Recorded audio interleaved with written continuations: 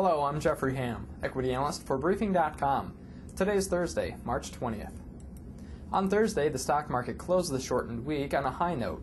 The major indices surged more than 2% in heavy trading and finished near their best levels of the session. Financials led the way higher thanks to a pair of upgrades and news that the Fed is expanding its previously announced plan to increase liquidity. The financial sector was the driving force behind this session's strength.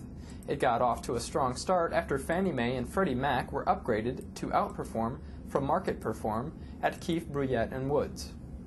Financials and the market got a further boost after the New York Fed announced modifications to its new term securities lending facility. The TSFL auctions will now allow Schedule II collateral instead of the Schedule I collateral previously proposed. Schedule II collateral will now include collateralized mortgage obligations and AAA-rated commercial mortgage-backed securities. In other words, the Fed will be lending banks highly liquid Treasury securities in exchange for less liquid assets. Banks will now be able to use a wider range of collateral than previously announced. The first auction will take place on March 27th with an offering size of $75 billion for a term of 28 days. Up to $200 billion in loans have been authorized. This is a positive development as it relieves holders of the difficult-to-trade securities. The March Philadelphia Fed Index, a regional manufacturing survey, also gave stocks a boost. The survey came in at minus 17.4, which is higher than the previous reading of minus 24. Economists expected a reading of minus 18. The stock market spiked on the release even though the number was only slightly better than expected. Since the reading is below zero, it reflects contraction in the manufacturing in the Philadelphia region. The survey has shown contraction for the last 4 months. Other economic data were bearish, although the market shrugged off the news. Jobless claims for the week ended March 15th rose to 378,000 from the prior reading of 356,000. Economists expected 360,000 claims.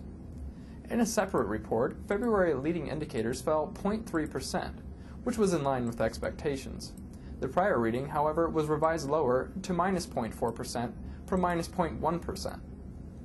Also of note, General Electric posted a healthy 5.3% gain after being upgraded to buy from sell at Merrill Lynch. 9 of the 10 economic sectors trended higher today. Materials was the only sector to finish in the red, as the commodity index has slid 4 out of the last 5 days. The strengthening dollar weighed on commodities, with oil sliding 1% to $101.54 per barrel, and gold giving up 3.5% to $912.22 per ounce.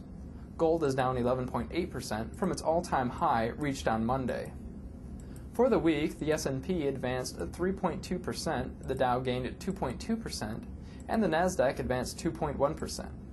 The CRB Commodity Index slipped 8.3%, while the dollar gained 1.5%.